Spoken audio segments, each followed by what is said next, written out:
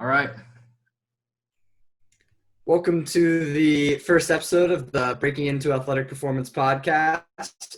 We started this podcast to get a little bit of clarity in the field for people up and coming and people making transitions in the field of strength conditioning. So I'm Christian Cioffi. I was most recently at Bryant University, and I'm here with Ryan Smach.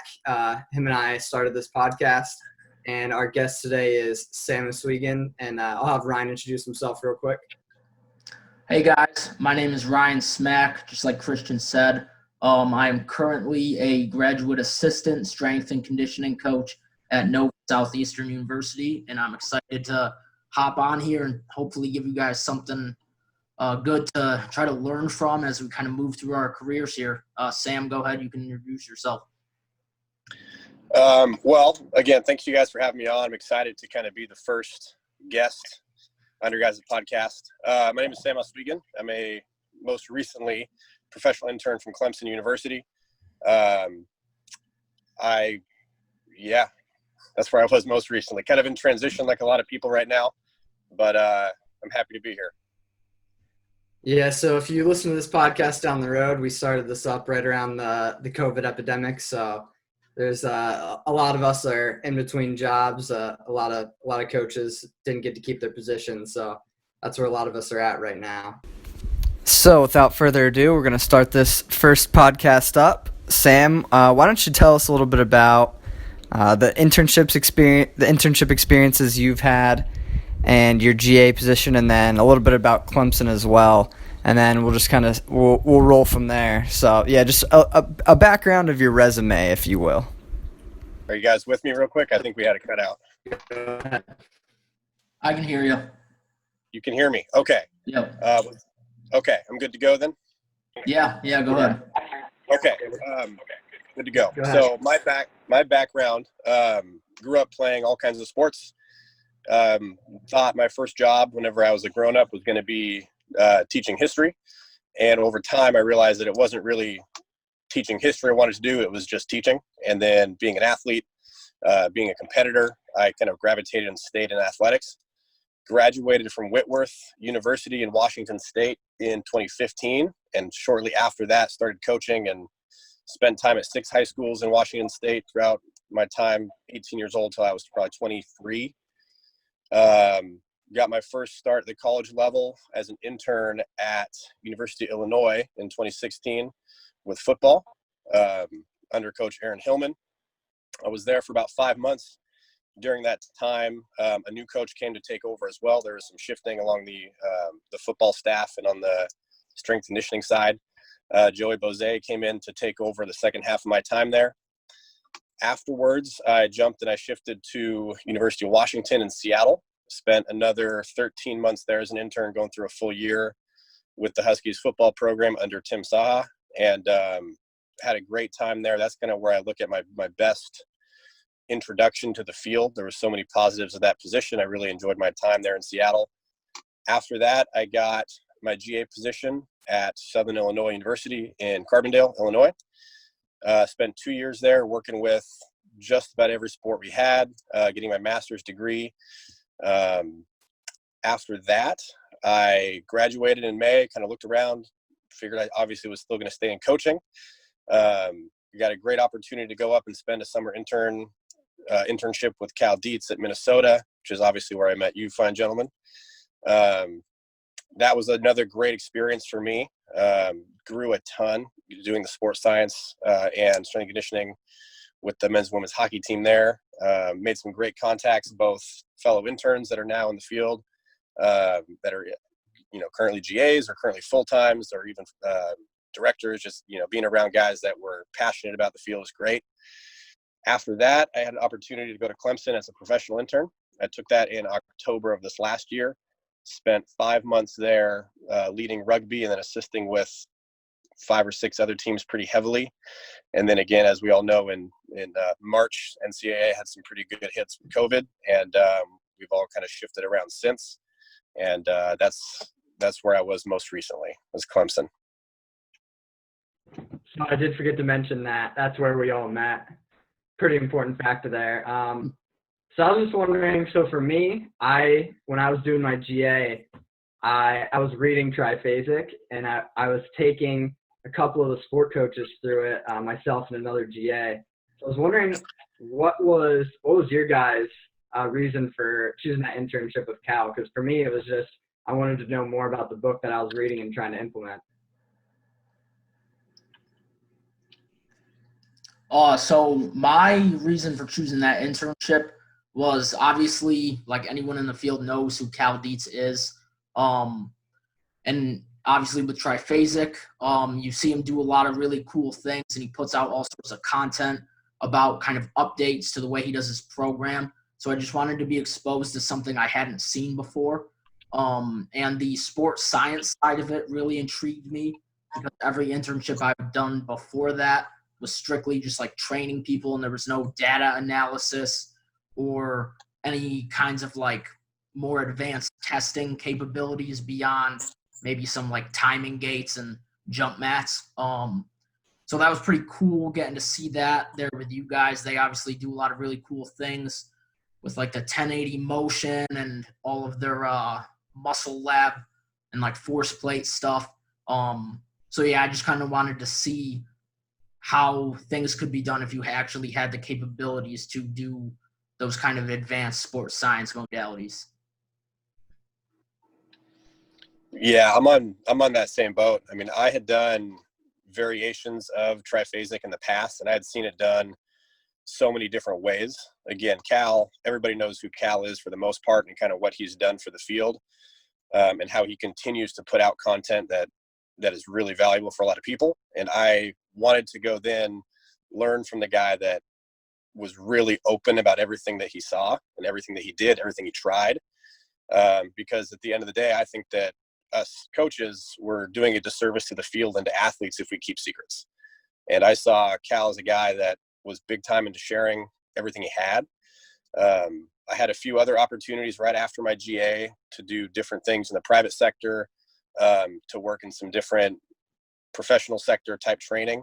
But ultimately, I think we're all here because we love team sports and we love the college setting. And then to have a chance to go, even though it was an unpaid summer gig, to again learn from a guy that's very open, to learn from a highly successful program. Hockey at Minnesota is very, very successful. And then also, again, the integration of sports sciences was something that I hadn't had experience with, and that I knew moving forward I would need. So to have all that wrapped into one position was pretty exciting to me, and I just jumped on it as soon as I saw it. Yeah, I would say the one thing for me is I'm really glad that wasn't my first internship ever. Because if I would have walked in there and he just threw me into the hockey guys and all the oscillating stuff, I would have thought, what did I get myself into? But I think that's a really good internship to do after you've had a good bit of experience in the field. Very much agree. Yeah. So you Yeah. talked about, Sam, you have a ton of different places on your resume. You've been a bunch of places. What are some of the challenges you faced making transitions in your career, whether it be your first internship, your first GA, and then your first professional internship? Well, we kind of just bridged into one right there with Minnesota's. I think we're all thankful that we had experience at the college level before we got to that internship, because it is pretty intensive. There's a lot of unique ways that Cal trains. He expects a lot. And I think that if you don't give yourself a first internship to really kind of learn not necessarily learn the field, because that's an ongoing, that we'll never learn the field. We're always developing. But to learn, how you think about strength conditioning and have yourself challenged, how you incorporate other interns, how you discuss, topics that you're confused about with the director, learning those things before you get to bigger internships it's usually a really good thing. Because I think that if you walked into that internship being the first one, you could really risk losing quite a bit, because there is so much to get. I think that walking into that for me was very similar to walking into Clemson, who has a very, very progressive internship development program. If that was someone's first internship and they don't have a background in athletics, they're going to be challenged and stretched really, really, really far. And I think that having prior experience before going to those big universities with huge amounts of resources and programming developments, and I think that's really important. Definitely a big shifting role going from an intern to a GA. I mean, you guys have done that in the past as well. That's very different because of shifting expectations. So as an intern, you're hugely in support of the full-time coaches. You're there to do a lot of the opening, the closing, the cleaning up, a lot of the stuff that leaves the coach's time more free for programming, for hands-on coaching, for meetings with sport coaches. And then as the GA, you kind of get a little bit of both. You're still obviously the new guy. You're still learning how to coach yourself, how to program yourself, how you want to do things. That's your chance to make mistakes. And I'm thankful that I made a lot of mistakes early, because you learn from those and you grow.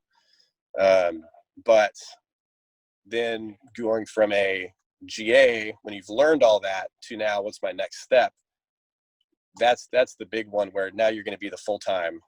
And I haven't gotten to that point yet. My professional internship at Clemson was probably the closest, just in terms of the amount of responsibility that I really had and kind of working with as many teams as I did. Still wasn't a legitimate full-time coaching position. But the more time you spend, the more teams you work with in the field, the expectations are just significantly higher. So all of those little transitional steps are really important to do well. So to kind of build off what you just said, you went from being a GA to being a volunteer intern at Minnesota, and then to your paid position at Clemson.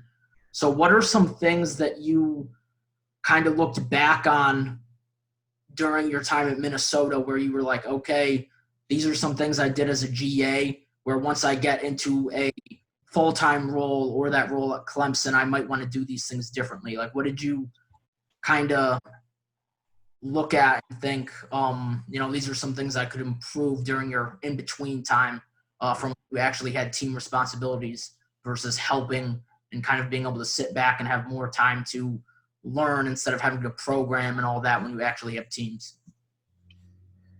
Yeah, no, that's a great question. Going from a GA where, you could be, depending on the situation, I mean, my situation, I was the head for swim and dive for 2 years. And then I ended the last year the head for volleyball. And then I also assisted with football for the entire time I was there.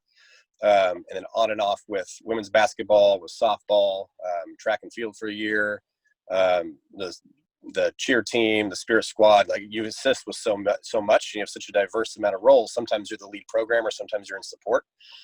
And it all kind of goes really, really fast. Looking back at my time at SIU, when you're in it, the day-to-day just seems really slow and monotonous, because there's so much that you're under so much pressure to grow and to do well. And then to graduate, and then to go into a position like Minnesota, where I'm not doing any of the programming. I'm facilitating, again, another person's program, which is, a very, very high effort program. There's a lot of detail on the intern side to know the program and the system. There's a lot of expectations. That was a really good transition for me, because it allowed me to kind of relax a little bit on my programming and start to think more about, okay, when I learn this stuff, how would I implement it in the future?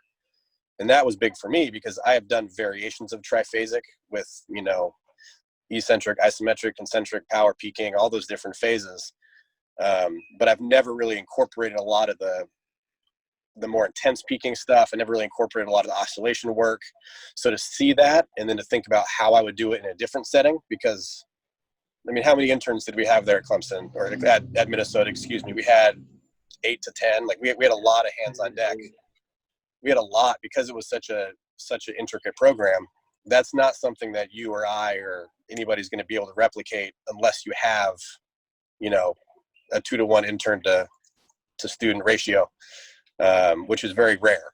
So learning, then taking a step back from programming, but thinking about programming in terms of how I would do it in the future with just myself. That's kind of what I shifted into at Minnesota. And then whenever I got to Clemson, I started to think about and put into action those things I thought about in terms of, okay, how would I incorporate oscillations in a large team setting? how would I program for a team that's on different phases, that's on different cycles? How would I program team to team, even if I think the needs are pretty similar? You know, the mentality of the sport. You can't program every sport the same, even though they've got similar needs. Those are all things that I thought about at Minnesota that then I can start to apply a little bit whenever I got to Clemson. Yeah, that's a great point. When I first got to Bryant, right after Minnesota, I was trying to implement everything I learned all at once, and you just got to take a step back and realize that you don't have as many people helping you. So there's no way you can implement it exactly the same as Cal does, because it's just not feasible in that setting. But something else I want to touch on that you talked about, as a volunteer intern, some people just don't understand the value that they have when they're in that position, because they're cleaning, they're picking up weights, they're doing that stuff. But like after doing my GA, looking back, and when we had a couple volunteer interns, looking back and realizing how useful those people were to just improve my ability to implement programs was incredible. So I'm sure you guys have had similar experiences, but I just think that's something that's completely undervalued when you're in that position until you look back, and I'm sure every strength coach would say the same. Yeah, I agree there. Yeah, totally. Yeah. Sam, who was your biggest mentor in the field? Biggest mentor in the field. For me, it's tough for me to separate strength conditioning from just coaching in general, because I think that obviously we are coaches, and when I first started, I wanted to be a football coach. I wanted to be a sport-specific coach. And then I drifted towards strength conditioning because that's where the opportunities led me. And then now that I'm there, I'm just immersed and I'm in it. But my biggest mentor would be Coach Trainer. He was actually my high school football coach. I've worked on his staff a number of times at a number of high schools in Washington. And while he doesn't have a name that anyone's going to recognize from outside of high school in the area, he's where I learned a lot about just the drive needed to be a coach and what it means to be in a leadership role. To be someone where you're expected to be a mentor to young athletes. So in realm of coaching in general, Coach Trainer would be far and away my number one. In the fields of strength conditioning, the two that I would say I look up to the most would be Cal, just being a guy that I learned an immense amount from, who I continue to reach out to regularly to ask questions about programming, how to think about this, how to do that. And then Mason Baggett, who's an associate at Maryland right now with football. Those two right there are definitely really, really big for me. Coach King at University of Connecticut. He's the director of football. He was at Washington when I was there. He's another guy that I look up to a lot, not just for the strength conditioning side of the programming, but also, he's been around as a director at a bunch of different schools. How do you jump from school to school as a director to then as an assistant and then back to a director role? What are things you think about with organization? How do you prep new guys for new programs? Shifting expectations whenever you're the guy. You're not an assistant looking up to a head guy. So you are the director. So that group there would probably be the group that I would say are my strongest mentors, but they're sprinkled again around variations of coaching. One is coaching as a whole, one is leadership, one is, Coach Baggett. I have so much respect for him and how he manages family life with the schedules of a Division I coach. I mean, that guy's an all-American father. It's ridiculous. So you look up to a bunch of different people in a bunch of different ways. Would you say you stumbled into most of those relationships, or, Cal is one you already talked about. You sought him out because of his knowledge, but I feel like a lot of times you stumble into really great mentors, and sometimes you stumble into like really crappy mentors, and it doesn't happen super often, but it does happen. So I guess what I'm asking is, like, how do you find the right mentor for you? Finding the right mentor, I think it's probably some combination of stumbling into and also seeking. So again, we all sought out going to work with Cal. And if we had spent the summer working for Cal and then we all get our jobs and we leave and we never contact Cal again, but we learned a ton when we were there for the summer, does that truly make them a mentor? To me, a mentor and mentee relationship is one that's ongoing, and it doesn't have to be exceptionally intricate day to day, week to week, month to month. Sometimes it can be a little bit more sporadic and spread out, but it's someone that you continue to reach out to long after the normal teaching period is done, I guess. So, if I use Coach King at Washington as an example, he's a director now at UConn. I stumbled into him because I just happened to pick up an internship at Washington when I was home. I'm from north of Seattle. It was a chance to come back after my first internship. And he's the coach of that whole staff that I'm closest with, that I continue to talk to.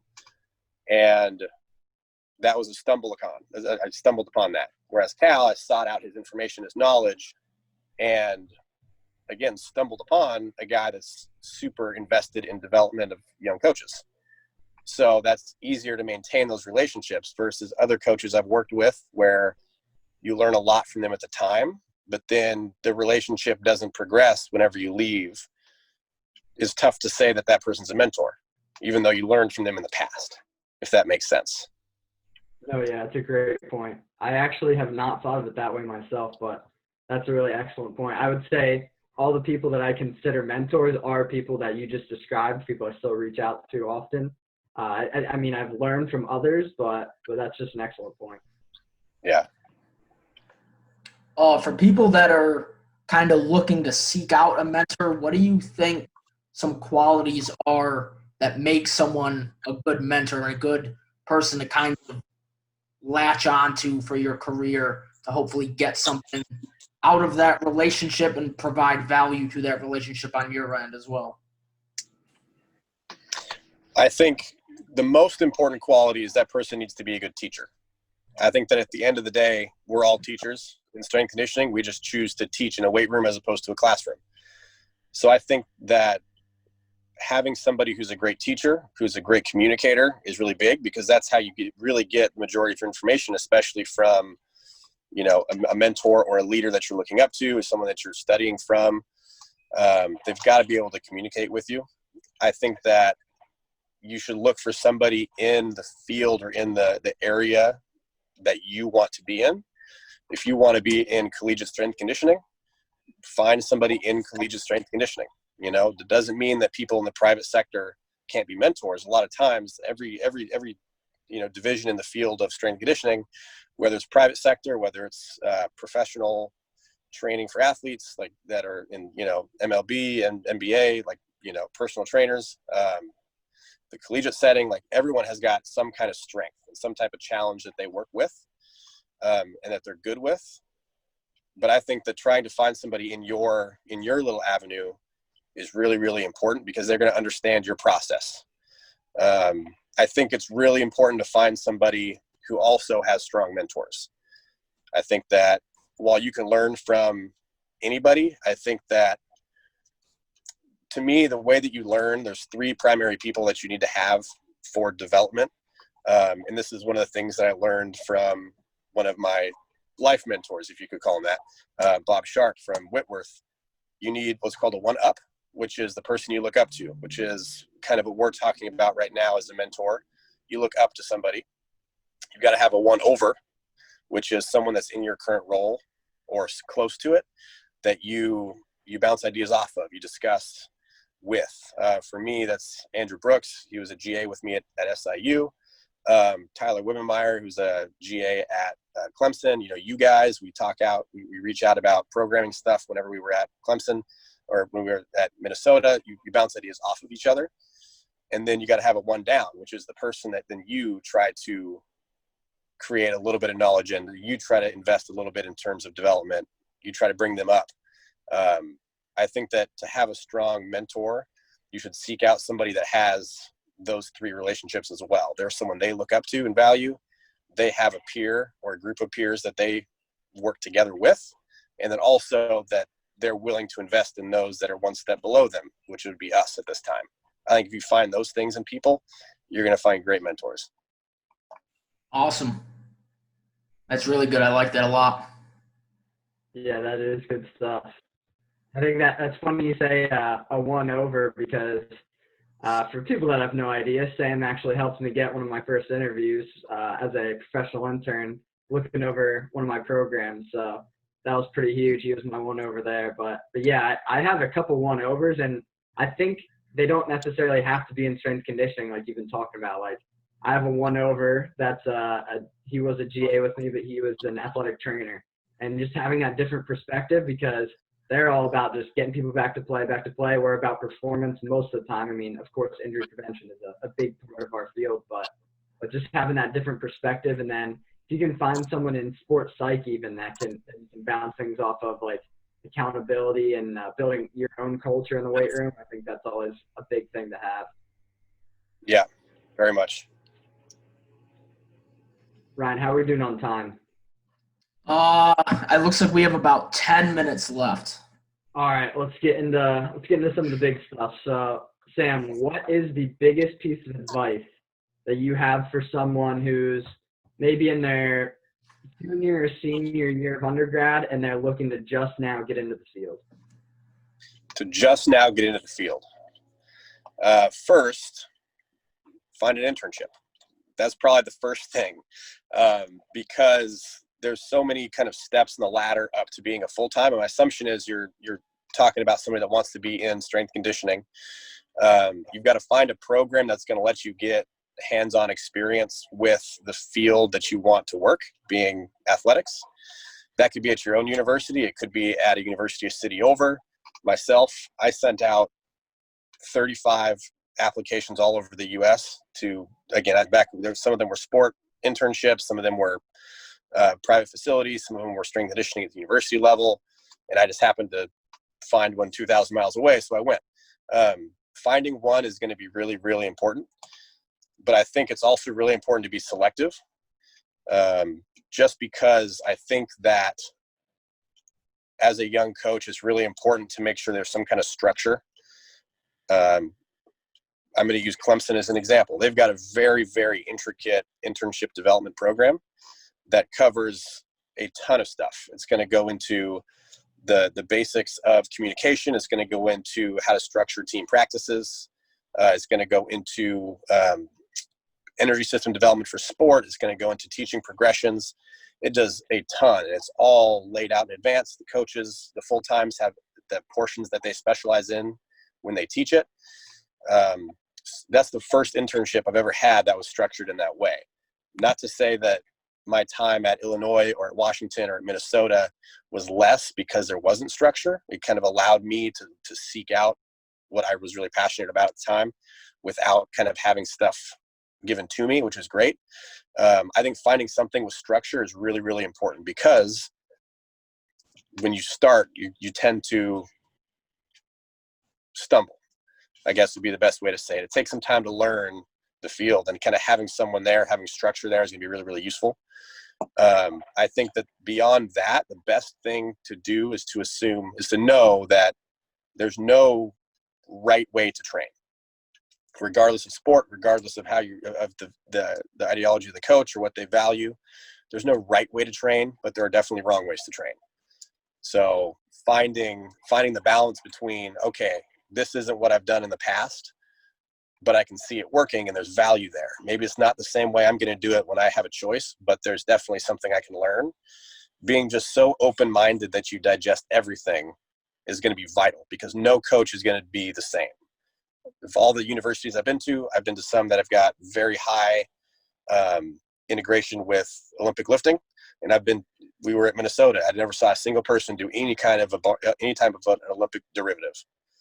And every single university has athletes that are capable, but that doesn't mean that necessarily that's the best use of that time, especially if you've got one coach. It's tough to teach Olympic lifting. There's a lot of variables. So you get it done in other ways. So just learning from everybody and having an open mind is the most important thing.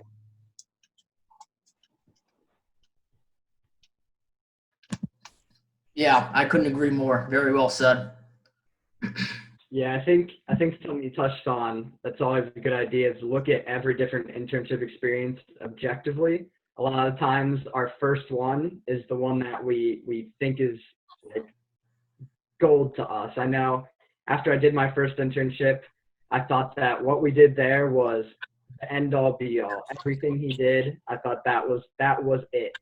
And then later on I went to my GA and I started to try to implement that stuff, and my boss was like, no, that's not how we do it here. And it took me a little while to figure it out that like there are a million ways to train correctly, and there are some ways to train incorrectly, but you have to figure out for yourself a lot of the times what that is. You can't be in your own head about anything.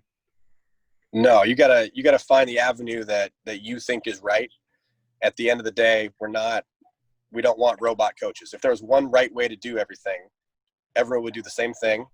They would all run the same program, and that would be awful because there'd be no variability.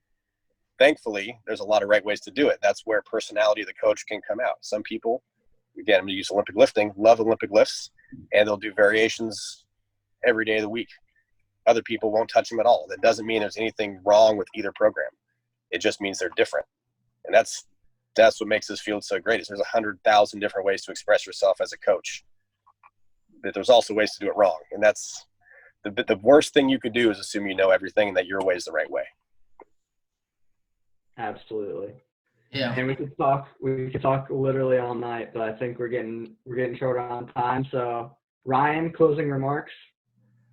It was awesome having you on, Sam. I think whoever listens to this, hopefully can get nuggets out of it. It was nice talking to you guys again. We should hop on the phone again soon, even if it's not in like a podcast format. For sure. Sam, closing remarks. First, thank you guys for putting this together. This is my first chance to really do any type of a podcast or interview, or kind of, put out a little bit about what I've been, where I've been and what I've done. So thank you guys for giving me an opportunity to share a little bit. And hopefully we continue to stay in contact and kind of communicate more and more as this thing grows. Absolutely. I think you're awesome. You gave so many great points, and I don't usually like to just agree with everybody right away, but I really couldn't help it. My closing remark, though, what was it again? 1 up, 1 over, and 1 down? 1 up, 1 over, 1 down. That's it. That's the one. That's for me. All right. Appreciate it, man. Yep. Thank you, gentlemen. Be safe, guys. You too, sir.